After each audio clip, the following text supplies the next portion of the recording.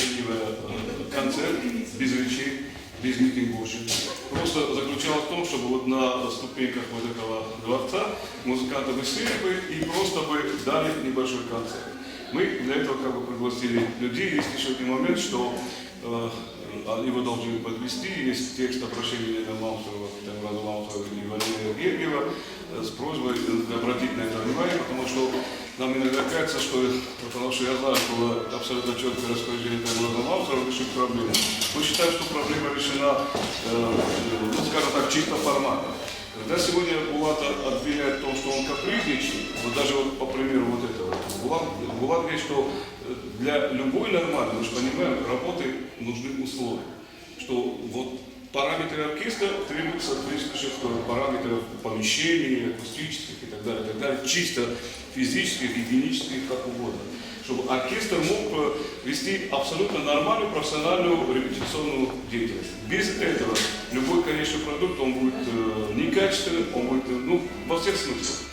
Речь идет о том здании ранее, которое, я говорю, оно было построено, мы вот сегодня проклинаем советское время, оно было построено абсолютно 4 типичных здания, двухэтажных. В Грозном, в Махачкале, в Нальчике и в Северной Осетии. И в Грозном, и в Махачкале, и в Нальчике эти здания продолжают выполнять свои функции, а мы говорим, что нам ничего не надо. Мы уничтожаем, вот получается, что мы дошли до такой ситуации, то ли распродали, то ли не способны содержать в надлежащем, так сказать, состоянии, и здание находится или в ремонте, или уже в чьих-то, так сказать, в руках, владениях. И получается, от этого и возникла ситуация, а куда поместить оркестр? При этом, когда мы говорим, Булат сам говорит, что он говорит, есть Дом культуры на Павленко.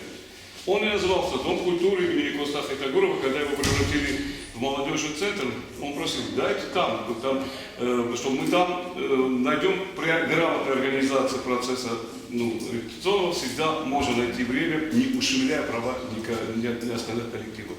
Когда говорят нам, что там уйма коллективов, и там с утра до вечера якобы идет работа, то люди, которые там работают и которые там живут, они говорят, что это неправда. Там нет этой бурной деятельности, ни детской, ни другой. Ладно, есть там какой-то коллектив, пожилых людей, которые там иногда там репетируют, вечером после работы репетируют. Но мы говорим, что оркестр Булата Газданова является по статусу, который присвоил ему парламент, национальным достоянием. И если мы говорим, что профессиональному оркестру мы не можем найти, значит мы для самодеятельного оркестра, который 2 раза в лучшем случае собирается там, ему есть там место, а для оркестра национального достояния профессионального оркестра места нет. Потому что мы же понимаем, просто опытом научены, когда нам говорят, что это временно, вы, ребят, потерпите, Булату 76 лет. И вот тот удар, вы можете представить, когда позавчера нас никого не было на работе, Булат подходит к зданию радио, а там уже стоят машины, и молодые хлопцы выгружают, не предупредив, так далее, загружают в эти. Вы можете представить, какой удар для этого человека. Потому что если мы же понимаем, да, Булат символ, но он символ культуры, и отношение к Булату, это демонстрация отношений ко всей культуре.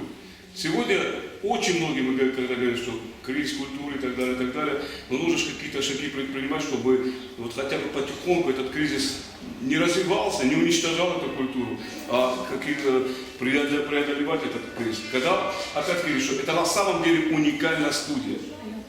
Это вот мы, кто знает, там Зоя Газаева всю жизнь отдала, там сидела. Если все это оборудовать, там можно записывать все, что угодно. И крупные формы, и малые формы. И я уже говорю, что это по акустическим данным, по уникальным своим параметрам. Нет в Осетии такой. И мы понимаем, что не будет. Не будет. Мы говорим, у нас нет денег на ремонт филармонии. Мы говорим, что у нас денег на это нету. И что мы хотим, что у нас появятся деньги на что-то для оркестра Булата. И еще второго такого оркестра нет нигде.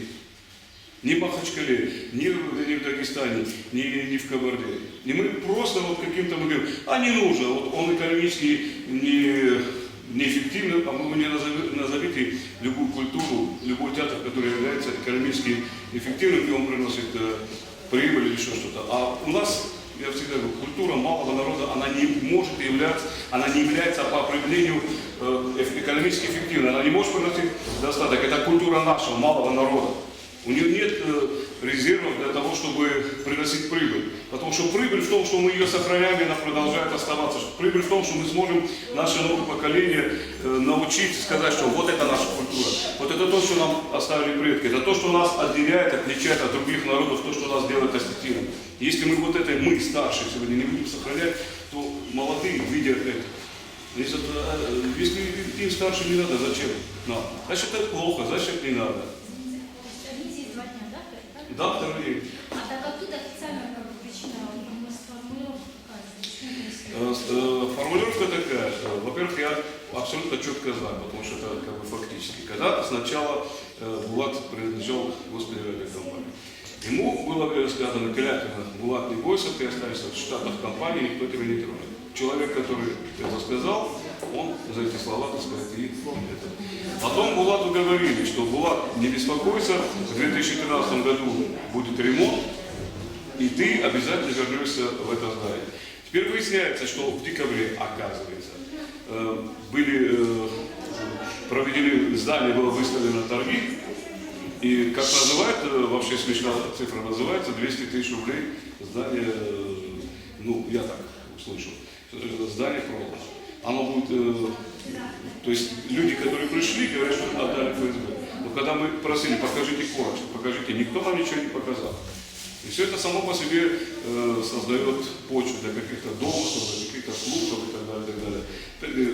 Говоришь, что речь идет не просто о Булате, речь идет о том, что о нашей способности, в принципе, защитить сегодня, ну, мне иногда кажется, остатки нашей культуры. Я давно говорю, что вот в каком-то смысле оркестр народных инструментов, очень многие национальные произведения, они могут звучать только вот в исполнении этого оркестра. Их специфика такая, национальность. То есть именно в этом исполнении это именно национальное звучание этих произведений. И он должен существовать как я бы сказал, как резервация, как институт национальной песни, национальной музыки. Потому что только этот оркестр играет его так, именно в этом контексте, именно в национальном плане. Больше никто. Мы же сами знаем, слушая радио, что то, что молодые сегодня делают, это не астинская музыка, это не астинский поэтический язык, это все что угодно, только не астинская музыка. А то, что является астинской музыкой, вот, куда можно было бы прийти взять ноты, куда можно было прийти услышать, мы сегодня практически уничтожаем. Потому что если сегодня абсолютно серьезно говорят, Булат Куналлау дает, проходит что? И вопрос заключается в том, что при Булате, без Булата этот оркестр должен существовать в нормальных условиях. Он плохо себя чувствует, он на самом деле себя плохо чувствует, потому что когда мы его видели 2 дня назад, когда это происходило, вы можете представить себе эмоциональное состояние 76-летнего человека, который вот буквально его рвало, переворачивало и так далее. И вот когда наступает упадок, или что это? А вот обращение на его мы можем получить?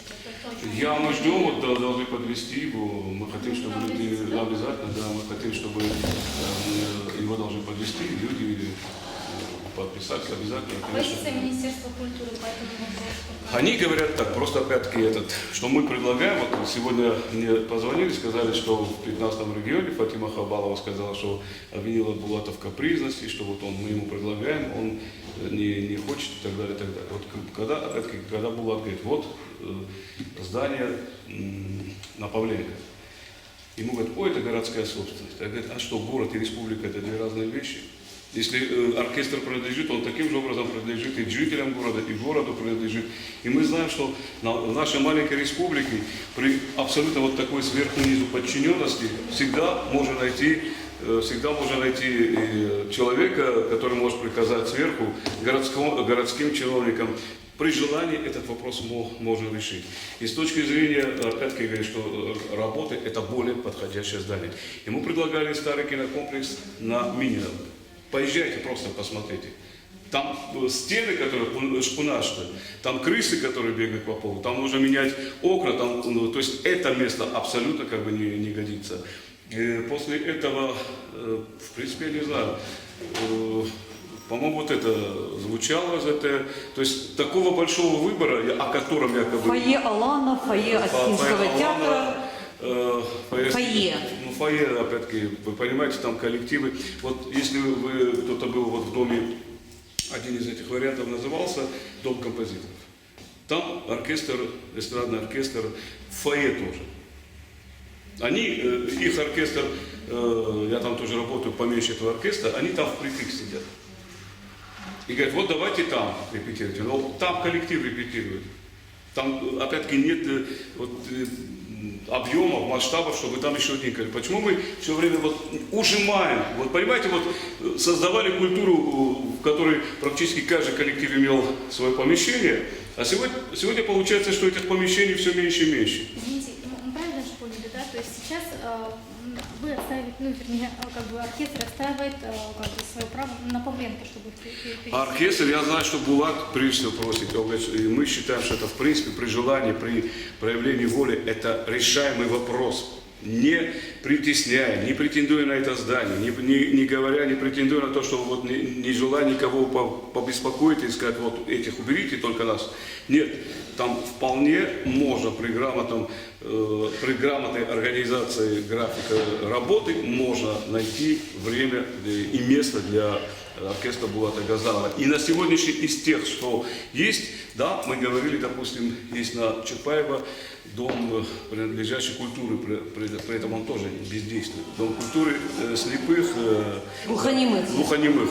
А говорит, ой, это другая подведомственность. Но мы же опять понимаем, ребят, что при желании всегда можно найти подходы, всегда можно договориться, всегда можно какие-то вот эти вопросы решить при желании. И они же решаются, когда появляется реальное желание. Просто мы, это мнение оркестра, и вот мы считаем, что это было решено чисто формально, очень бездушно, очень, так сказать, без каких-то, не знаю, без учета мнения. Я говорю так, если сегодня в республике не учитывается мнение Булата Газанова, то на что могут претендовать остальные люди? Вот, пожалуйста, Роза Бекова. На что, я говорю, вот заканчиваю, на что тогда могут, вот, глядя, когда мы практически сегодня Булата просто взяли, вот так, пнули, и как бы показали остальным, что если с Булатом можно, с другими мы вообще церемониться не будем. И мы протестуем против этой формы отношения к людям, к культуре, потому что она все равно, вот этот оркестр, он носитель культуры. Уберите его. И мы останемся один на один с Биштовыми, как происходит сегодня с Хагалеговыми и с Дзыговыми. Последнее. Вы акцию все-таки будете проводить? Вообще, я скажу так, когда мы обсуждали, я сразу сказал, ребят, надо абсолютно четко выявить, абсолютно четко решить юридические проблемы, посоветоваться с юристами. Но решили в оркестре, что если мы не хотим ее превращать ни в митинг, ни в разговоры, предполагалось, что просто люди, оркестр сядет на ступеньках дворца и без всяких слов, без всяких призывов, просто как бы на улице даст вот, концерт без каких-то... Я не считаю, что здесь политика, я считаю, что здесь это обычное человеческое стремление, и люди подумали, что решили, что в этом нет как бы никаких-то призывов к свержению власти, ни призывов каких-то за красных, за белых. Естественно, человек должен иметь право говорить, что мне больно, мне плохо, что то, что вы мне предлагаете, мне некомфортно, мне неуютно, что я тоже считаю, что, я говорю, что есть вещи, которые я считаю, что более компетентными, более понимающими, чем те люди, которые вроде бы как бы сидят наверху и считают, что они лучше понимают мои проблемы, чем я сам. И в этом, в принципе, заключалась суть всей вот этой акции. Вот скажите, пожалуйста, статус государственного оркестра сохраняется? Нет, разумеется, он имеет статус национальное достояние. Более того, есть документ, который был подписан одним из предыдущих премьер-министров Аланом Бурадзевым. Царство небесное, замечательный человек. Получается, у нас все зависит, любит, не любит. Алан очень любил Булата, Алан очень хотел помогать. В оркестре есть автобус, потому что его пробил Алан Бурадзев. И Алан Бурадзев дал, был издан документ правительства, постановление правительства о том, что этот зал на радио отдается оркестру Булата Газанова. То есть этот документ юридически существует. Я максимально пытаюсь говорить, чтобы были факты, а не какие-то, понятно, что какие-то есть суждения, мнения, без них нельзя. Но вот цепочка она такая, что когда, я повторяю, что в 15-м регионе есть разъяснение, так сказать, или оправдательная позиция Хабаловой, которая говорит, выставляет Булата этакого капризного человека, который, мы ему предлагали Гагры, мы ему предлагали Пицунду, мы ему предлагали Багамы, а он такой капризный, не захотел ни туда, ни сюда. Но все, что предлагалось, абсолютно непригодно для работы оркестра народных инструментов.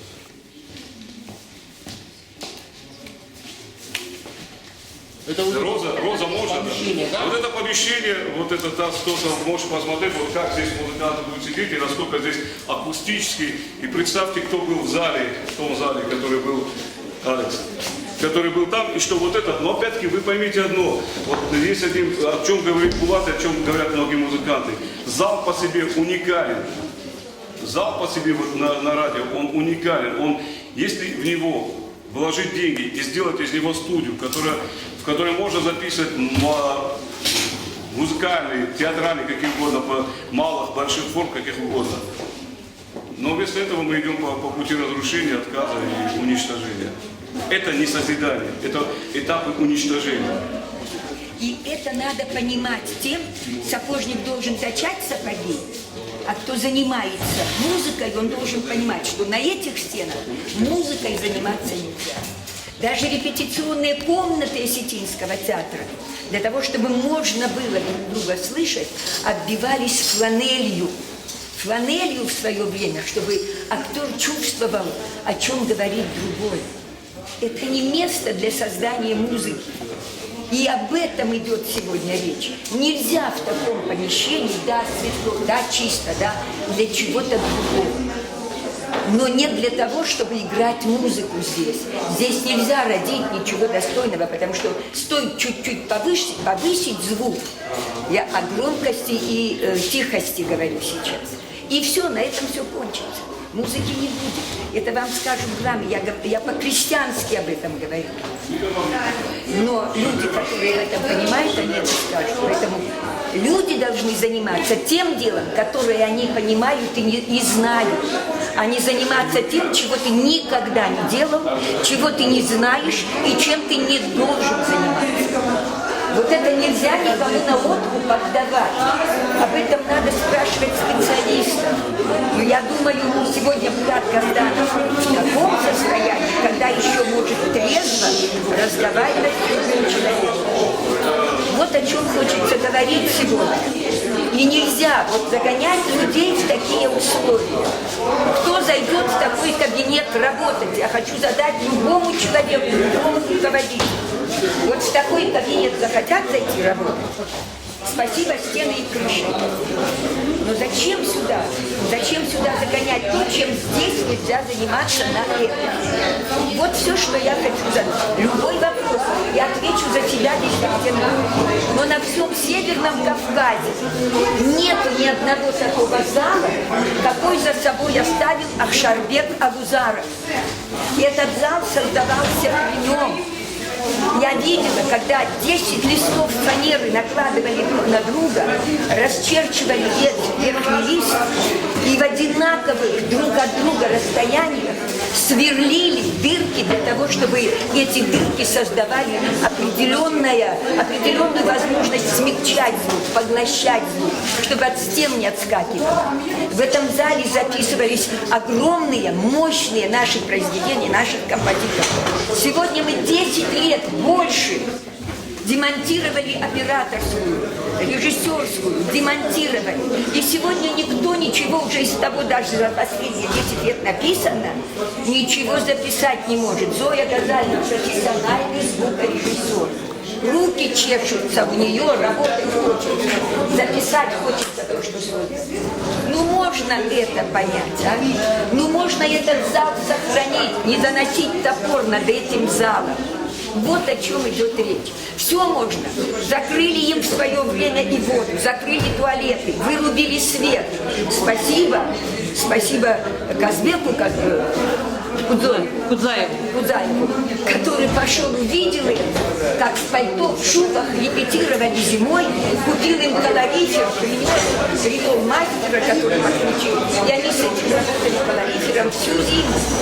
Это отношение к культуре, это была-то проблема или наши с вами проблемы? Вот все, что я хочу сказать. Мы, снявши голову, плачем. А сегодня, когда еще этот человек в состоянии что-то будет делать, он сегодня сказал: меня нет, меня больше нет. Я получил то, что должен был получить. Ольгинская, мое родословное, все начиналось там. 2 метра для меня там найдется. Можно после этого выходить человеку заниматься творчеством. Это нормально. Об этом молчать надо. Ну давайте. Мне тоже, поверьте мне, я к этому не имею никакого отношения. Я просто знаю, что оставили эти люди за собой. Нельзя так относиться к людям, которые так берегут все то народное достояние, народную музыку. Куда только он не ездит, куда только он не ездит для того, чтобы заработать какие-то копейки и купить инструменты, на которых можно было бы нормально работать. Этим должен заниматься народное достояние. Напишите что-нибудь другое. Это не народное, к народному достоянию так не относятся. Я много знаю таких вещей, таких случаев. И могу приводить примеры, где, как относятся к таким вещам.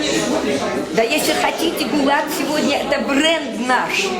Может быть, последний из магикан, который этим занимается на достойном уровне. Простите меня за горячность. Я 3 дня до этого человека не могу дозвониться. Последний день он поднял трубку и сказал: Роза, не звони, я не в состоянии говорить, я задыхаюсь.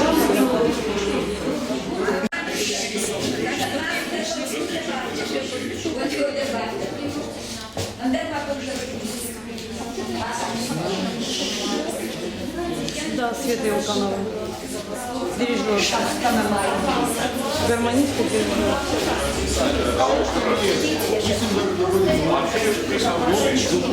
Я очень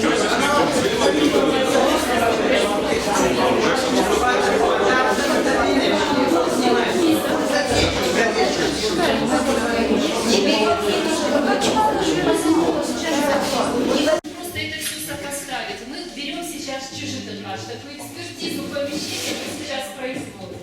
Вот. Мы сказали, что дикие моменты, кантилены, они отслушиваются, когда оркестр играет в полуки. Когда мы переходим на форте, конечно, мы перестаем слышать друг друга, музыканты. Собирает еще только моя рука. В таких условиях оркестру работать очень сложно. Потому что слышать оркестранты должны обязательно друг друга во время работы. Помещение маленькое, и поэтому получается... Ну, акустика, да, конечно, она акустика совершенно, она, ну, ее нет, она не приспособлена для нашей работы.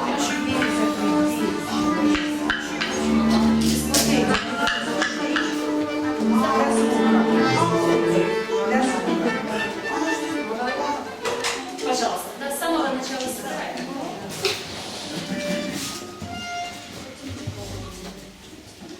Мы вам сейчас играем одно из произведений, вот то, что Булат Гапоевич собирал по крупинкам, вот этот вот материал. Чижитыхаш, там вообще украшение нашего репертуара, вот это концертное произведение, оно совершенно новое в нашем репертуаре. И их масса, которая на сегодняшний день остаются несохраненными и не записанными. Если мы сейчас, вот то, что есть Госпфонд, золотой фонд нашей музыкальной культуры, он был создан в стенах Дома радио. Сейчас этой возможности, вот что мы сохранили, записали, остается. Мы же еще продолжаем работать, создавать и творить. У нас сейчас этой возможности не сохранять то, что появляется новое у нас. У нас новые солисты, новые произведения. И все это стоит и ждет своего часа, когда мы это сохраним для потомков.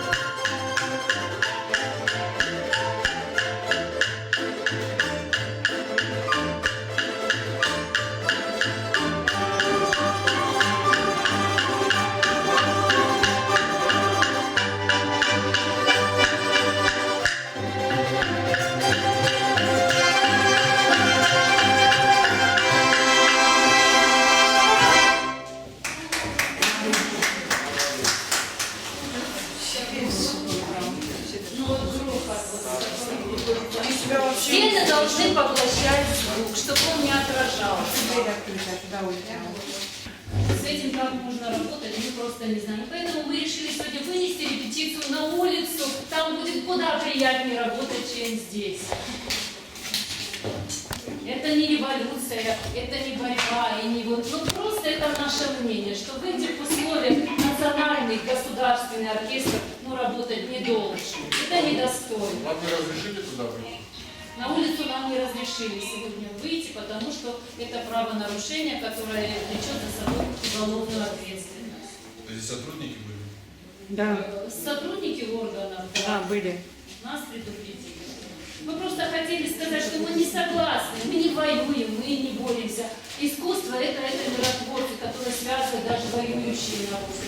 Мы просто хотели показать, нам нужна возможность просто работать и все. Это наша работа, мы получаем зарплату, мы ее просто хотим делать достойно, нормально, как это делали все эти годы.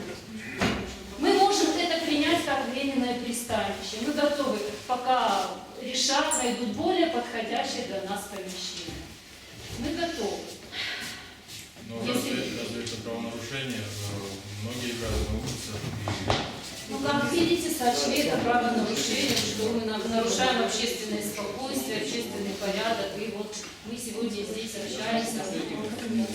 Вчера наша репетиция, мы были очень, не скажу, что разочарованы. Мы предполагали, что вот такое звучание здесь будет, потому что музыканты это знают.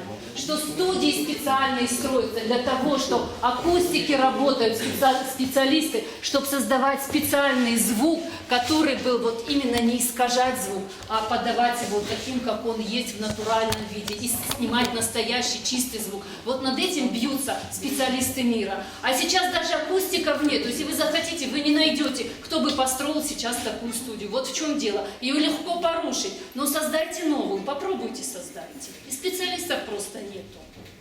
И жалко, что вот это здание будет порушено, уничтожено, а мы будем скитаться ну вот вы видите, вот где. Это тоже дом культуры, дворец культуры, здесь концертный зал, здесь есть свои плюсы. Мы это все видим, реально понимаем, как нормальные, здравомыслящие люди. Но, к сожалению, минусы, они немножечко, конечно, перевешивают. Мы просто должны грамотно, правильно строить свою работу, свой репетиционный процесс. А не можете сказать, в республике вообще есть зал, который может вам подойти? Вы знаете, есть Дом культуры Кустахи Тагурова. Вот он маленький, компактный, миниатюрный. Говорят, что он принадлежит городу. Мы готовы были согласны и на него, потому что вот мы могли бы спокойно репетировать и живые концерты, даже репетицию делать открытой. Пусть приходят люди и слушают. Там маленький камерный зал, как раз вот для любителей тонких, вот так, как говорится, астинской музыки. Там не такой уж широкий круг, ну скажем. Можно приходить и... Подзвучка там не нужна, там просто живой звук, там потрясающая акустика. Маленький теплый домик, вот такой пристанище. Мы там могли себя видеть спокойно. Он принадлежит городу. Там никаких, вот мы не знаем, что там какие-то говорят, там вот молодежь, там какой-то центр молодежи. Там есть самодеятельность старшей, вот как бы старшего поколения нашего. Сказали 9 коллективов.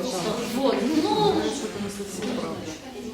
9 коллективов, ну, не знаю, не могу сказать. Но что есть там более значимое, чем национальное достояние нашей республики? Неужели нам там нельзя? Для кого значимо? Для республики. Которая вас выставила? Осетинского народа.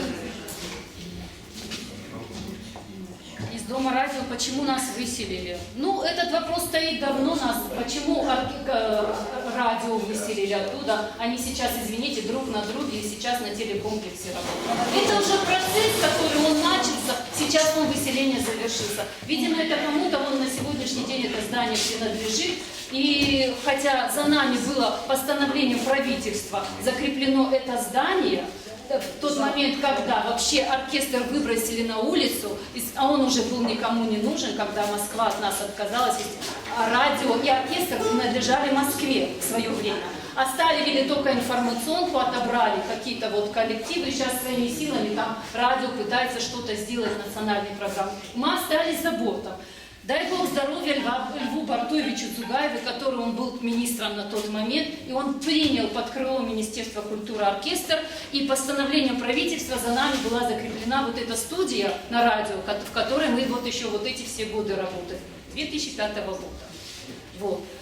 Потихоньку, в общем говоря, вот это так, переселение, он просто вот отселение оттуда, он закончился вот буквально 5 числа в среду. Мы еще там были, без отопления 3 года мы прожили, но мы были готовы и на это, потому что там была акустика. Там можно было сидеть, мы в этом холоде 3 года в неотапливаемом помещении в тулупах сидели и репетировали. Представьте, вот музыканты, где там должны виртуозно бегать пальчики, мы все это терпеливо сносили. Включали колорифер, и он так гудел, что то ли гул его слушать, то ли то, что мы делаем, но мы смирялись и тем, потому что мы просто имели возможность работать. Кому сейчас вы передали? Здание. Говорят, что ФСБ нас оттуда вывозила, эвакуировала их ФСБ, выносила нас оттуда ФСБ с полицией. Выносила наши, мы просто стояли и смотрели на все вот это. Боялись, что вы будете сопротивляться? Боялись, наверное, что мы будем сопротивляться, хотя у нас попыток таких и в уме ни у кого не было. Фиштар того, Жданадом, мы даже Булат Гапоевич все эти годы ходил и во все инстанции пытался решить этот вопрос. А мы как коллектив сидели и ждали вот этого решения. Все вот эти вот годы, все вот это время. Это просто акт несогласия. Вот он один бился, ну тоже же как-то, он буквально сейчас слег. И поэтому его сегодня нет с нами. В понедельник у нас концерт, о котором уже 2 недели, как он назначен, и нас будут ждать в Толсгоне. А работу надо продолжать.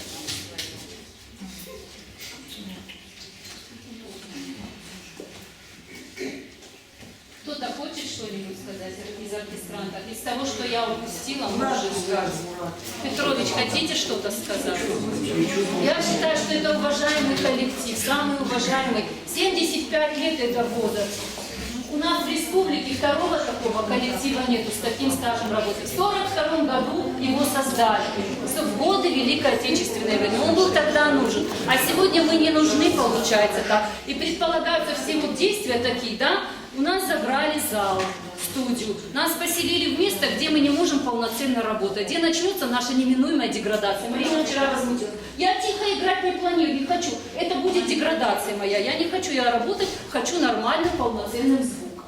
Понимаете? Это тихо-тихо идет спад и ведет к неименуемой деградации, гибели коллектива. Я считаю, что это ненормально. Осетии вы не нужны? Им Да, зато Чечне нужны, охотно приглашаются все наши коллективы, очень хорошо и Назрань наших артистов принимает, и Чечня, потому что они понимают нашу цену. А нам нужны Хагалегов, Биштов. Да, это шоу-бизнес, извините, мы не коммерсанты, мы не бизнесмены, мы носители национальной своей культуры.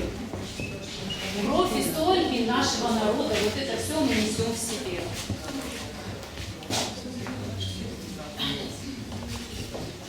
Петрович, А что, уже вроде все сказали. Я не знаю, что еще.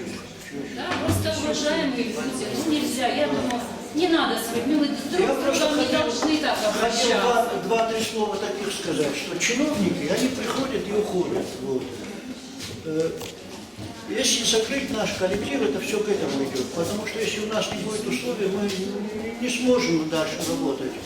И нас разгонят. Вот. А чиновники уйдут, которые сейчас, а музыку уже не возродить. Ломать не стоит. Да, новые чиновники придут, а уже оркестр никто не возродит, уже астинскую культуру вот эту никто не возродит. Меня всегда возмущает вот что. Ну почему в других республиках всегда за искусство держатся, за все держатся? Дети, маленький ребенок заходит в трамвай, 6-летний, из него берут точно 10 рублей, так же, как со взрослого человека. Нету ни студенческих билетов, нету для школьников. Неужели до того мы обеднели уже, что даже не можем школьникам и студентам, вот 6-7-летняя девочка заходит в трамвай, и около нее кондуктор: давай билет. Больше я ничего не хочу сказать. Вот что я сказал, а дальше уже просто не о чем говорить. Мурат Цирихов. Народный артист нашей республики, легенда. Антийская лирическая песня Мурат Цирихов. Профессиональнейший музыкант. Потомственный работник культуры.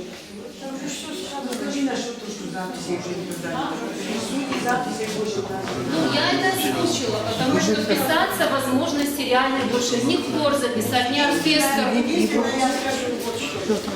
Разговоры шли, разговоры правда, что это здание продано ни одному человеку. Неужели из этих нескольких можно представить одну часть, которая нас касалась? Это храм. Вон. Вот.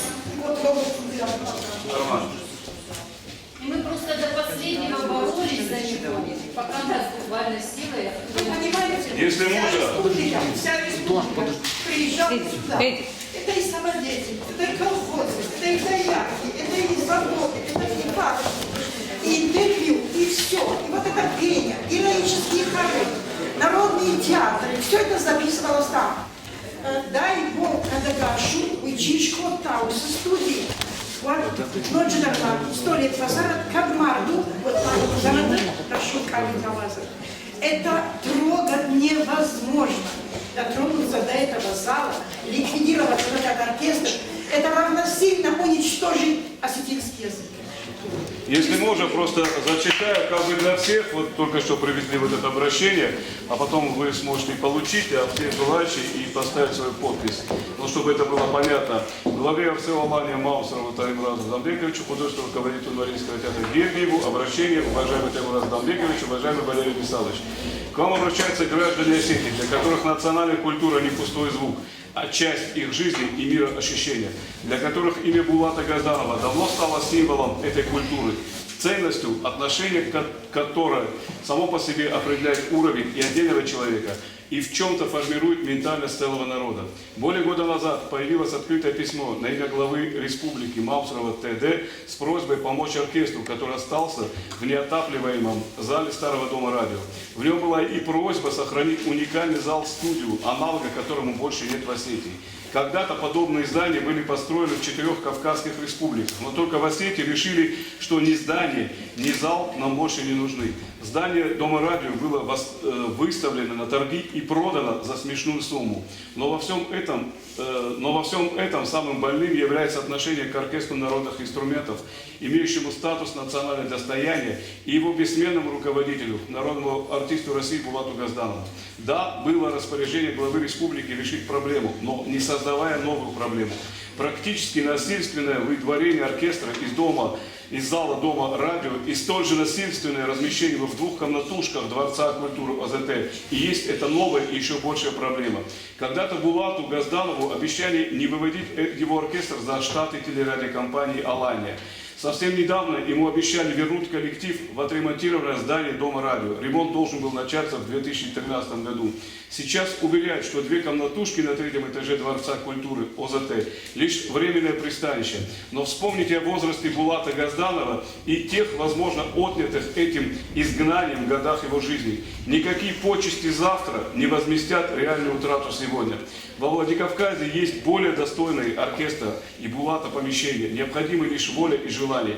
Человек смертен, но его уход не должен восприниматься смертью целой эпохи и огромного пласта национальной культуры. Возможно, что-то можно изменить, что-то сделать иначе. Мы просим вас сделать максимально возможное для этого. С надеждой и уважением, и искренним уважением. Вот такой текст, вы его получите, и желающие могут поставить под этим обращением свои подписи.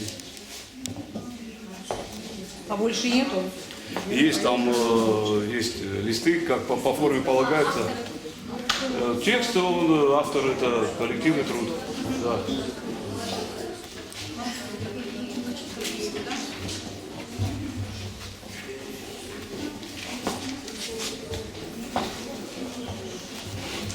Светлана Борисовна